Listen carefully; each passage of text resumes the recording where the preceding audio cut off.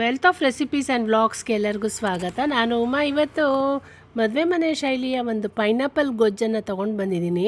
ತುಂಬಾ ಟೇಸ್ಟಿಯಾಗಿರುತ್ತೆ. ಊಟಕ್ಕೆ ಒಂದು ಪಲ್ಯ ಒಂದು ಹಪ್ಪಳ ಇದ್ದರೆ ತುಂಬಾ ಟೇಸ್ಟಿ ಇದು.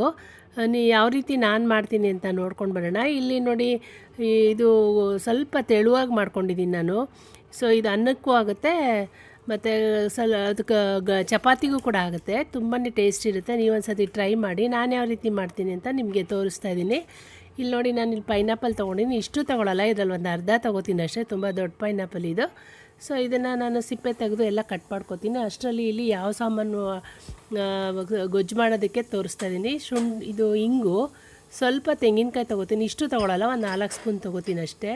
ಇಲ್ಲಿ ಒಂದು ಸಣ್ಣ ಸ್ಪೂನ್ ಮೆಂತ್ಯ ತೊಗೊಂಡಿದ್ದೀನಿ. ಸೊ ಇಲ್ಲಿ ಸ್ವಲ್ಪ ಬೆಲ್ಲ, ಗೊಜ್ಜಿಗೆಲ್ಲ ಬೆಲ್ಲ ಹಾಕಲೇಬೇಕು, ಆವಾಗಲೇ ಉಪ್ಪು ಖಾರ ಎಲ್ಲ ಹೊಡೆಯುತ್ತದು. ಕಡಲೆಬೇಳೆ 1 ಸ್ಪೂನು. ಇಲ್ಲಿ ಮೆಣಸು ತೊಗೊಂಡಿದ್ದೀನಿ 1 ಸ್ಪೂನು. ಜೀರಿಗೆ,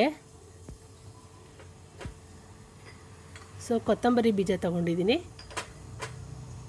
ಅರಿಶಿನ ಒಂದು ಸ್ವಲ್ಪ ಹಾಕ್ಕೊಳ್ಳೋದು. ಸೊ ಇಲ್ಲಿ ಬ್ಯಾಡಗಿ ಮೆಣಸಿನ್ಕಾಯಿ ತೊಗೊಂಡಿದ್ದೀನಿ ನಾನು, ಒಂದು 7ರಿಂದ 8.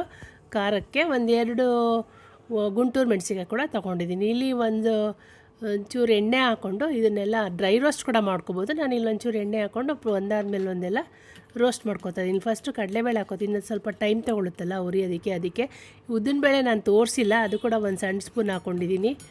ಎಷ್ಟೇ ರೆಡಿ ಮಾಡ್ಕೊಂಡ್ರೂ ಮರ್ತೋಗ್ತೀವಲ್ಲ ತೋರಿಸೋದು. ಸೊ ನಾನು ಇಲ್ಲಿ ಜ್ಞಾಪಿಸ್ಕೊಂಡು ಇಲ್ಲಿ ಹಾಕ್ತಾಯಿದ್ದೀನಿ. ಇಲ್ಲಿ ಮೆಂತ್ಯ ನೋಡಿ, ಇದು ಸಣ್ಣ ಸ್ಪೂನ್ ಮೆಂತ್ಯ ಹಾಕೋದ್ರಿಂದ ತುಂಬ ಅರೋಮಾ ಚೆನ್ನಾಗಿರುತ್ತೆ ಗೊಜ್ಜುದು. ಟೇಸ್ಟ್ ಕೂಡ ಎನ್ಹಾನ್ಸ್ ಆಗುತ್ತೆ. ಸೊ ಇದು ಲೋ ಟು ಮೀಡಿಯಮ್ ಫ್ಲೇಮಲ್ಲಿ ಎಲ್ಲ ಹುರ್ಕೊಂಡು ಬರಬೇಕು. ಒಂದಾದಮೇಲೆ ಎಲ್ಲ ಒಟ್ಟಿಗೆ ಹಾಕ್ಬೋದು, ಬಟ್ ಒಂದೊಂದು ರೀತಿಲಿ ಟೆಂಪ್ರೇಚರ್ ಬೇಕಲ್ಲ ಹುರಿಯೋದಕ್ಕೆ. ಸೊ ಇಲ್ಲಿ ಜೀರಿಗೆ ಹಾಕ್ತಾಯಿದ್ದೀನಿ ನೋಡಿ. ಕಾವು ಒಂದೊಂದು ಥರ ಹಿಡಿಯುತ್ತೆ, ಅದರಿಂದ ಒಂದಾದ್ಮೇಲೆ ಒಂದು ಹಾಕ್ಕೋಬೇಕು. ಧನಿಯಾ ಯಾವುದೋ ಕಲರ್ ಬರೋಂಗೇನು ಹುರಿಯೋಂಗಿಲ್ಲ, ಸ್ವಲ್ಪ ಒಂಬಣ್ಣ ಬರುವಾಗೆ ಪರಿಮಳ ಬರುತ್ತೆ ನೋಡಿ, ಅಲ್ಲಿವರೆಗೂ ಹುರ್ಕೋಬೇಕು. ಲಾಸ್ಟಲ್ಲಿ ಒಣಮೆಣ್ಸಿಕಾಯಿ ಹಾಕ್ತೀನಿ. ಸೊ ಇದು ಒಣಮೆಣ್ಸಿಕಾಯಿ ಹಾಕಿ ಇಂಗು ಹಾಕಿ ಸ್ಟವ್ ಆಫ್ ಮಾಡಿಬಿಡೋಣ. ಸ್ವಲ್ಪ ತಣ್ಣಗಾಗಲಿ ಇದು, ಆಮೇಲೆ ರುಬ್ಕೊಂಡು ಬರೋಕ್ಕಾಗುತ್ತೆ. ಸೊ ನಾನು ತೊಗೊಂಡಿದ್ನಲ್ಲ ಒಂದು 4 ಸ್ಪೂನು, 3ರಿಂದ 4 ಸ್ಪೂನ್ ತೆಂಗಿನ ತುರಿ ತೊಗೊಂಡಿದ್ದೀನಿ ಅಷ್ಟೇ.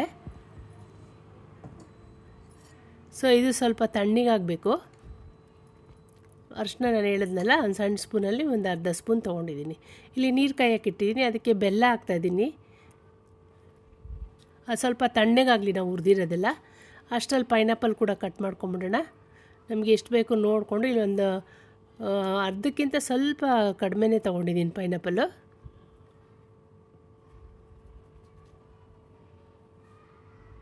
ಸೊ ಇದನ್ನೆಲ್ಲ ಸಿಪ್ಪೆಲ್ಲ ತೆಗೆದು ನಾವು ಕ್ಲೀನಾಗಿ ಕಟ್ ಮಾಡ್ಕೋಬೇಕಾಗತ್ತೆ.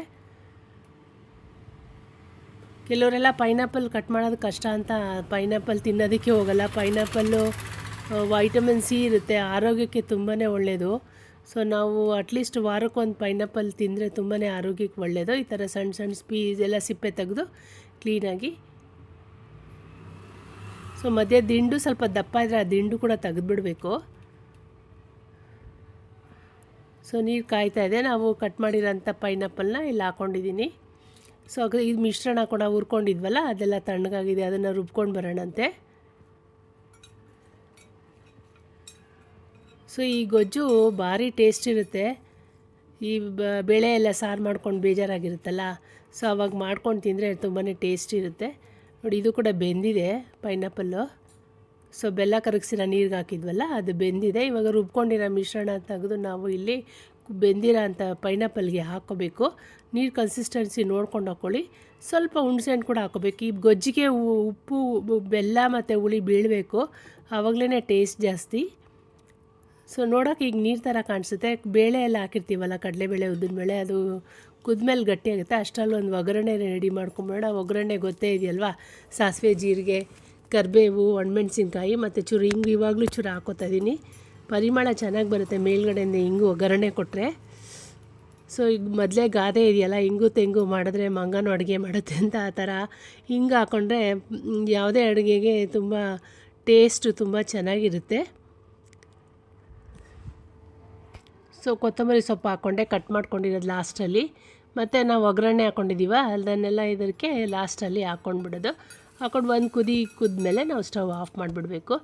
ನಾವು ಇಲ್ಲಿ ಒಗ್ಗರಣೆನೂ ನಾವು ತಣ್ಣಗೆ ಹಾಕಬಾರ್ದು. ಒಗ್ಗರಣೆ ಯಾವಾಗಲೂ ಬಿಸಿ ಒಗ್ಗರಣೆನೇ ಹಾಕಬೇಕು ಸಾರಿಗೆ ಅಥವಾ ಗೊಜ್ಜಿಗೆ. ನೋಡಿ ಎಷ್ಟು ತೆಳು ಅನಿಸ್ತೈತಲ್ವಾ, ಗಟ್ಟಿನೇ ಆಗಿದೆ. ಚಪಾತಿಗೂ ತುಂಬ ಚೆನ್ನಾಗಿರುತ್ತೆ. ಇಲ್ಲಿ ನಾನು ರಾಜಮುಡಿ ಅನ್ನಕ್ಕೆ ಇದು ಮಾಡಿದ್ದೆ.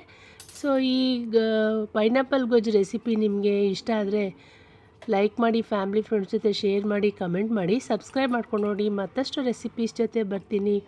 ನನ್ನ ವೀಡಿಯೋಸು ಎಲ್ಲ ನನ್ನ ಚಾನಲಲ್ಲಿದೆ, ನೋಡಿ ಹೋಗಿ. ಇಷ್ಟ ಆದರೆ ಒಂದು ಲೈಕ್ ಕೊಡಿ. ಸೊ ಇದುವರೆಗೂ ನನ್ನ ವೀಡಿಯೋ ನೋಡೋದಕ್ಕೆ ಧನ್ಯವಾದಗಳು. Thank you for watching. Thank you.